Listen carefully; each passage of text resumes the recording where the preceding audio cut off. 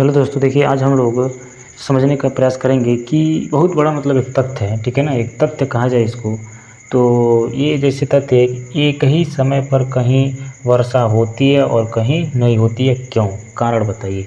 यानी कि ये तथ्य जो है कारण सहित आप लोग जानेंगे कि क्यों कहीं बारिश होती है और क्यों कहीं नहीं होती है, ठीक है। इसके पीछे का मेन कारण क्या है, ये जानना बहुत ज़रूरी है, ठीक है। तो आइए इसको हम विस्तार से ध्यान से समझते हैं कि क्यों होती है क्यों नहीं होती है। देहातों में कुछ लोग कह देते हैं कि भगवान की कृपा है, कोई भगवान की कृपा नहीं है। मतलब कि जो है यहाँ पे साइंस थोड़ा सा कार्य करता है, ठीक है। यहाँ पे साइंस जो है थोड़ा सा देखिए कैसे होता है। सबसे बड़ा कारण इसमें यह है कि जो है कहीं बारिश होती है और कहीं नहीं होती है, क्यों? इसके पीछे का पहला जो कारण है वो है तापमान का। किसका? तापमान का पहला कारण है कि तापमान जो होता है कि जहाँ पर तापमान जहाँ अधिक होगा, जहाँ तापमान अधिक होगा, तापमान क्या होगा? अधिक होगा, अधिक होगा तो वहाँ वर्षा नहीं होगी, वर्षा नहीं होगी, ठीक है। ये समझिए ध्यान से, तापमान जहाँ अधिक होगा, तापमान अधिक का मतलब कि वहाँ गर्मी ज़्यादा होगा, ठीक है, तो बारिश नहीं होगी। क्योंकि तापमान ज़्यादा होने पर जो है क्या बोलते हैं, जल जो होता है वाष्प बन के उड़ेगा, ठीक है ना। मतलब कि जो है पानी जो है क्या होगा, वो वाष्प बन के उड़ेगा, गैस के रूप में रहता है।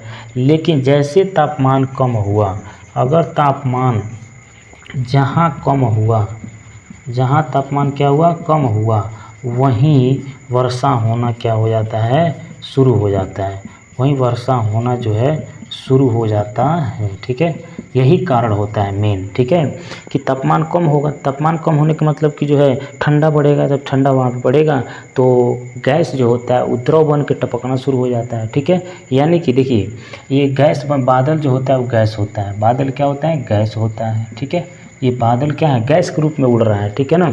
गैस के रूप में जब उड़ रहा है उसमें नमी है, मतलब इसमें नमी भी है। नमी मतलब कि इसमें जो है जल की मात्रा इसमें गैस के रूप में उड़ रहा है। तो ये गैस है तो हमको इसको द्रव बनाना है, तो द्रव बनाने के लिए क्या करेंगे, इसका तापमान हमें घटाना पड़ेगा, ठीक है।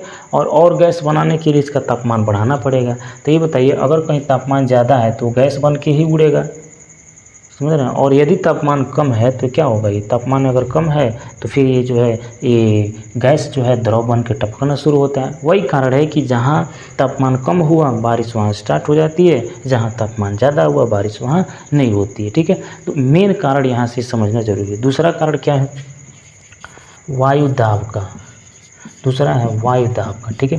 चलिए समझते हैं वायु दाब। देखिए कैसे होता है, हवाओं का प्रेशर जो होता है ना, हवाओं का जो दाब होता है, अगर कहीं हवाओं का दाब ज़्यादा है, ठीक है ना, दाब ज़्यादा है का मतलब क्या है कि वहाँ पर जो है प्रेशर बहुत ज़्यादा है वायु का, ठीक है ना। तो प्रेशर जहाँ ज़्यादा होगा वहाँ पर जो है बारिश नहीं होगी, ठीक है। प्रेशर जहाँ कम होगा वहाँ बारिश स्टार्ट हो जाती है, ठीक है। तो ये सारे मुख्य रूप से कारण होते हैं।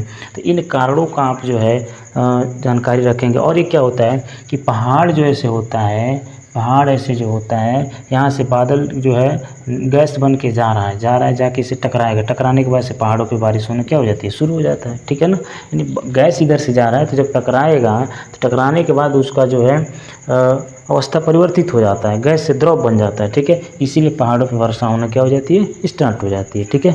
तो मुझे आशा है कि ये टॉपिक आपको समझ में आया होगा, ठीक है। तो अगर अच्छा से इसको आप समझने का प्रयास करेंगे तो आपको भी इसको अच्छा लगा होगा, और इसको हम जो है और डिटेल में कहेंगे तो आप समझा देंगे, ठीक है ना।